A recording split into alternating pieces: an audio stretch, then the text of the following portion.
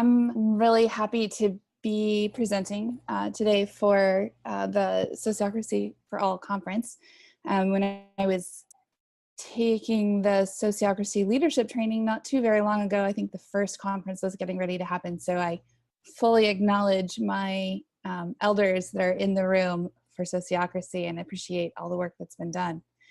So I was really pleased to be presenting about Great Rivers and Lakes and Permaculture Institute. And I'm just wondering if people can raise their hand if they are new to permaculture, just so I have a sense of where to start with this. So I'm looking in the, looks like most people are familiar. So in the participant section on the side, there's an option to raise your hand. And okay, so it looks like most everybody is familiar with permaculture, which is great. So I'm going to do a little slideshow. I will not talk for very long, and then we will have time for question and answer. So yeah, so Great Rivers and Lakes Permaculture Institute. So I live in Bloomington, Indiana, in the southern part of Indiana, which is farms and forests, and a lot of I grew up in an industrial town, so industrial, post-industrial mindset really makes a lot of sense to me, and my family's been here for generations. So when I got involved with community organizing, I was doing environmental work and also work with domestic violence and social issues, and eventually I found permaculture. So I've been doing permaculture work for the last 14 years, mostly within the Midwest of the United States. And I mostly have worked with Peter Bain, whom some of you may know, and that got me involved with Permaculture Design Magazine and sort of connecting me to a larger world. And it wasn't until the North American Permaculture Convergence in 2014 that I started thinking about networking on a larger scale, and at the same time the Permaculture Institute of North America was formed. So co-convergent to that, because I knew that was happening, there was this recognition that there is a unique need for a regional network of permaculture practitioners to support each other. At that point I was apprenticing and then moving into full teaching position in permaculture design, probably Ohio, Kentucky, Indiana, Illinois, Michigan, throughout the region, and talking to people who were wanting to practice permaculture, but they need a lot of support. So Great Rivers and Lakes formed, and it stretches bioregionally between the Great Lakes region and the great rivers of Ohio, the Ohio River Valley and the Mississippi River Valley and the Missouri River Valley. We don't stretch out that far.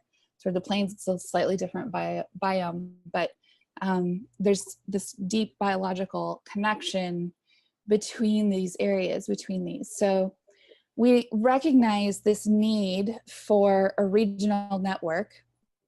There were 3 of us originally, and now we have representatives from every state, except right now we're down Kentucky and Wisconsin on our board. We try to have at least 1, if not 2, board members, or what we're now calling the mission circle, from each of these. And we do function as a regional hub for the Permaculture Institute of North America, which means that when diplomas are granted, this regional hub has some say in and some involvement in that diploma granting process. And also we have the ability and capacity to nominate people to the board of directors for the Permaculture Institute of North America. So we are in this, we're in this sort of bridge, and we recognize that it's a very large bioregion, but it's, in terms of permaculture, even though there's a lot of growth and understanding of permaculture design, it's still fairly undeveloped, fairly less populated in terms of permaculture people than the coasts, East Coast and West Coast, where permaculture has been quite strong in developing. So we created this idea of bridging between people in different population centers within these states. So we formed officially, I think the paperwork was filed in 2015. And we worked through 2015, 2016 as just gathering people onto the board, volunteers who could envision the work that we do. So our focus is on education and professional practice, supporting professional practice for permaculture designers, educators, organizers, and then mutual aid. So supporting each other. And we worked for 2.5 to 3 years, sort of really on that part of the mission and vision of what we were doing, and starting to build the network. So that was a lot of effort on behalf of, you know, half a dozen people for a few years to get the structure in place. And we knew that we wanted to have distributed autonomy, that we may even disaggregate at some point. And so we're trying to figure out how to do that. And we started to launch. We knew we wanted to be a membership-based organization. So we started to do events. And so we launched in February 2017. We launched an initial event that brought people all over the region into Chicago, and we talked.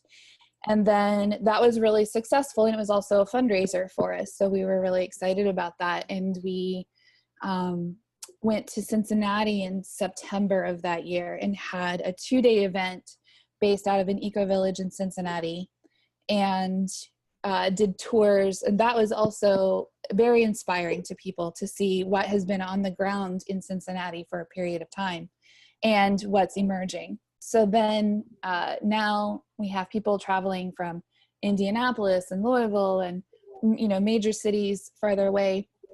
The third event we did is one shown here, where we were in Akron, Ohio in January of 2018. And we had this Unitarian Universalist congregation in Akron that we were gathering at. And it surprised us because our membership at this point was only about 80 people. And we had almost 200 people at this event in Akron who were hungry to learn about permaculture, who were talking about their projects. Like Green Triangle was there from the Cleveland area.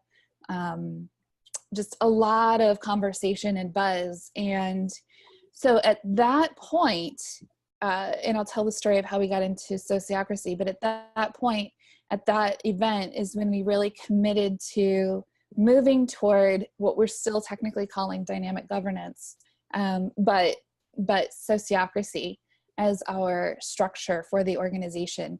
And it was really cool to use facilitation practice to get the whole body of people, 200 people, to have a conversation about adopting sociocratic practice and envisioning the structure that we want within the region to support permaculture, advocacy and education and mutual aid. So, so that was a really exciting moment for us. And then we held another event in Ann Arbor following that. And then we've started to do online gatherings so that people don't have to travel, but to still be able to meet each other. So we just held our first one last week, and we'll do another one in June. So we'll do those on a more regular basis and still hope to have 1 to 2 in-person events every year. So we're organizing the next one for Indianapolis, Indiana. And we're finding that even though we're still fairly small as a structure right now, the people in Akron want to do one every year. The people in Ann Arbor want to do one every year, right? Cincinnati is having one every year. So it's a collaboration of organizing these events to support people stepping further into self-organizing their own events and bringing themselves together. So we're really excited. We see that as our role in Indianapolis, in that there are a lot of disparate people who are sort of doing their own thing, and it's really cool, but they're not necessarily joining together. So we see that as our role. And so, you know, hopefully that will bring the community closer together.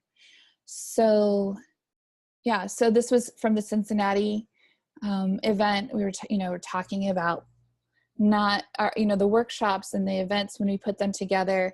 They're everything from examples of what people are doing, to tours, vendors, sort of practical connections, practical skills, but also the visioning piece.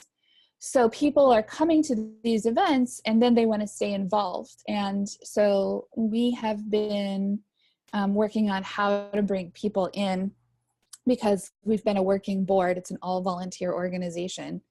And so how do we structure this so that it's sustainable for people in the long run? How do we think about that? So as this was sort of organically emerging in this networking process, I was also doing the Eco-Social Design certificate with Gaia University.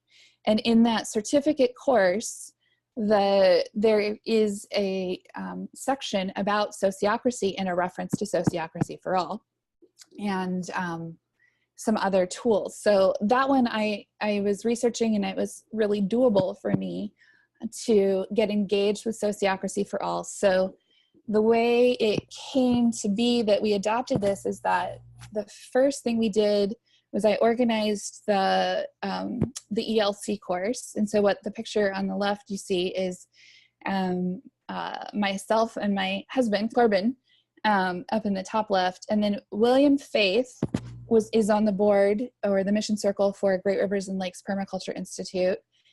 He's based out of Chicago, and he knew about Sociocracy because he had done nonviolent communication work with Jerry. And actually, since we did the ELC, he just completed SOLT 9. I think he was in SOLT 9 course. So, and then Gabriel and Whitney in the lower right picture. Whitney was also on the Great Rivers and Lakes Mission Circle at that time. So because we were small working board, we had half of our board or more trained in Sociocracy at the base level. We were able to take a proposal forward and say, hey, look, we've got the capacity here to move forward in a way which shifts us away from a working board that's all volunteer based toward a larger organization, and gives us a structure and a means by which we can incorporate the feedback and participation and energize people in a meaningful way to participate in this regional permaculture institute.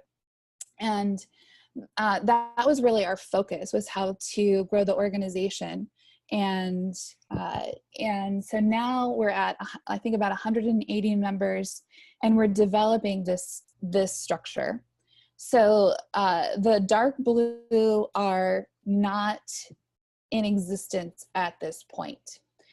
So what you see here is this mission circle. The board of directors is where we started. There's finance circle to handle particular financial matters, governance circle to focus on sociocratic implementation and questions. And then our work really has been to develop an events circle, which helps with our in-person and online events. Our membership circle to develop membership services for people who are practicing permaculture, either individually or in a group or business. Outreach, so that we're connecting and building the network with our allies throughout the region. And then policy and advocacy circle.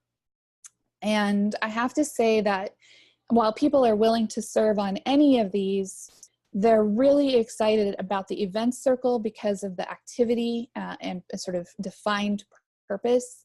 And also the policy and advocacy circle is really exciting to people because we're developing resources for permaculture designers and who are members and non-members to see what's best models are, best practices are, how to approach policy, how to advocate for permaculture within their own communities. And so it's been really valuable for that. But the other cool part is that as the organization is really unfolding and shifting from the mission circle and sort of volunteer work of the mission circle toward this member participant driven organization, nobody has known sociocracy. Like nobody has that background. And so we're really able in the volunteer onboarding process to help people start to understand what the governance structure is for the circles and for the organization as a whole, and how we work with each other. And we actually have people who come to the event, they're excited about the organization, but their primary interest in joining a circle is to learn the sociocratic process so that then they can take that and apply it in their other networks that they're involved with. So we knew that that was going to be a stretch, and that even though, you know, 3 of us are trained in the sociocratic process, we needed something to help us get people involved. And so we were fortunate to get a grant from Transition US, and we were able to get TED to put together a 3-part training. Each of the trainings is set for about 20 to 30 minutes to take, and it gives people just the basics so they understand what is happening in the circle and they can participate with confidence so they don't feel lost. So this is the onboarding process, and it was designed so that while it fits with our particular institution, it's able to be adapted to other organizations that might want to use it for themselves. And so we did the trial run, the first iteration with it. And so when people become volunteers, we share this link with them and then ask them to complete the 3 links before they're formally adopted into the circle. And so that way they're comfortable with what is happening, and then, you know, they can participate more fully with more confidence. And not all the volunteers are, so I would, you know, say one of the rough spots is not all the volunteers want to do that. Sometimes just coming to the meetings is what they're able to do for a while, and they don't necessarily go back and do the training right when we ask them to. And it's really obvious to us when they don't, that they're catching up. So then it becomes obvious to them that they need to do it and that they'll participate more fully. But even without the training, people are responding very positively to the caretaking, the container, the participation capacities that are present when we're using this model. So it's getting people excited about that. Yeah, so as far as I know also, and this is, I need to confirm this, but I believe that doing this was also, this experience was also part of the iteration process of developing the new Sociocracy training video that SOFA put out not too long ago. So it was really just a great experience. It took us several, like 6 months to put the whole thing together, going back and forth, but it was really positive for us. So yeah, I'm going to keep this really short. So next steps for us are to continue training volunteers. We're still drawing people into those circles, and I'll just go back to the organizational structure for a second. We're drawing people into event circle or membership circle or outreach, policy and advocacy just through word of mouth conversation, recruiting, and inviting people in our membership newsletters and our participation, you know, sort of friends of newsletter. And so the way it is working right now is that I'm sitting on all 5 circles right now. I'm on the board, I'm the event circle, membership circle, outreach circle, and policy and advocacy circle. And we're using Zoom to meet, and it's, you know, that part of it feels really good, but we're also really clear that this is a limited window that I'm going to devote to sitting on all of the circles right now. And so we're developing each of the circles so that they have the leader, facilitator, you know, capacity, so that they then will be able to nominate general circle members, and that will allow me to pull back into just the general circle and the board of directors or mission circle. So some of the circles have a number of people, some of them are smaller, so we don't have that developed at this point. That's sort of the process, or the structural weakness, I would say, right now. And yeah, a lot of benefits to all of this happening, you know, and we'll see how it's developing over the next, you know, 3 to 6 months. I would say we'll be in this situation of having the general circle present, and also just I could talk about how using dynamic governance or these processes shifted our mission circle as well. And I'd be happy to do that, because we had, you know, 3.5, 4 years of board development, organizational development without it. And then now we've been going for 15 months with this process being explicit. So yeah, so develop the general circle. And then also we're supporting other permaculture networks, which are forming mostly under this of Pine Permaculture Institute of North America. We're supporting them in adopting sociocratic method, and then also a lot of allies and students, because there's some group that's doing this in our area. Our incidental networks are also learning. So for example, I did a 6-week course with the homeschooling cooperative I'm a part of, just to help that school start to think about using this as a method of governance, instead of just the brainstorming of a few mamas who are doing the homeschooling cooperative. So so the students are getting exposed to it at a younger age. So, oops. So yeah, so we're just looking to use what we have, and we definitely see this governance structure as one of the tools to help our region move forward in a really positive way. So one of the things that I was really clear about after the 2016 permaculture convergence, North America permaculture convergence, is that we have a lot of the ecological tools to do repair work.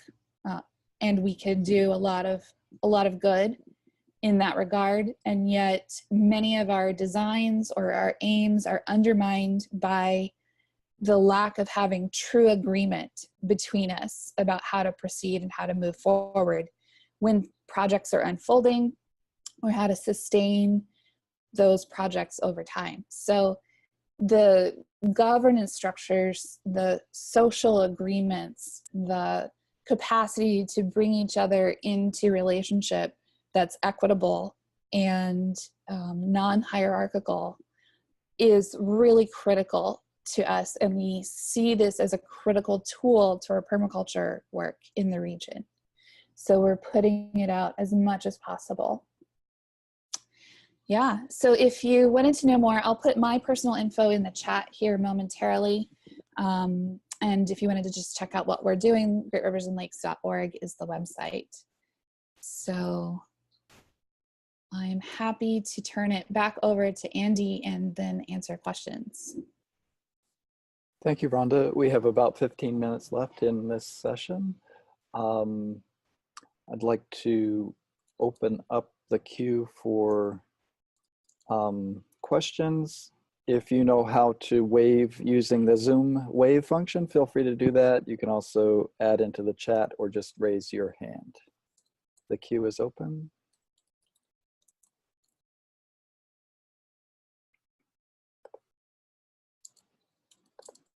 Yeah, or just questions, or not if you don't have questions, just like what's resonating or what was interesting. Go ahead, Ben. Thanks, and hi from Peterborough, Ontario. A process question.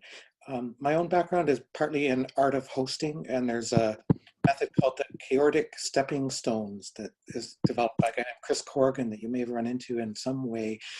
But it has to do with the order of operations for starting a project. And really the key part of my question is, what would have been different in those first extended years of meeting as a small circle, developing mission and vision, if you'd opened up the process right away to more participation and some of these methods?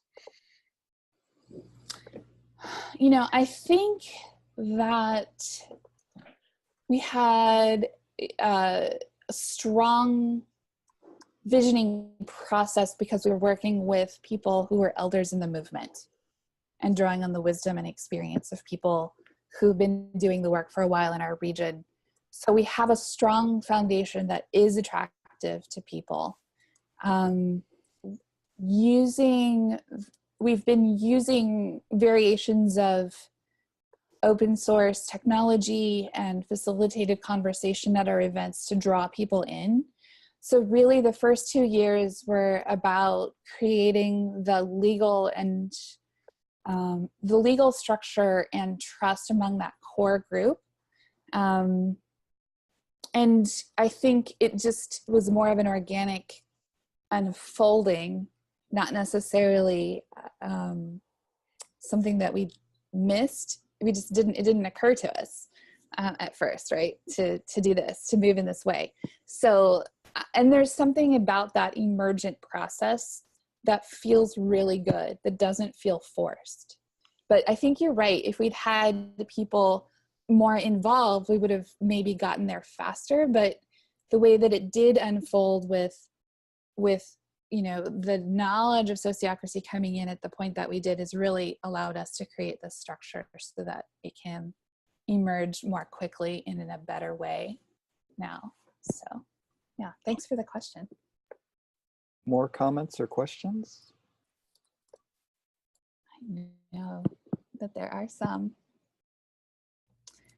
Yeah, well, and I will say that I'm also I'm leaving as soon as I'm done with this presentation to go to the Repair Conference in Port Townsend, Washington to present.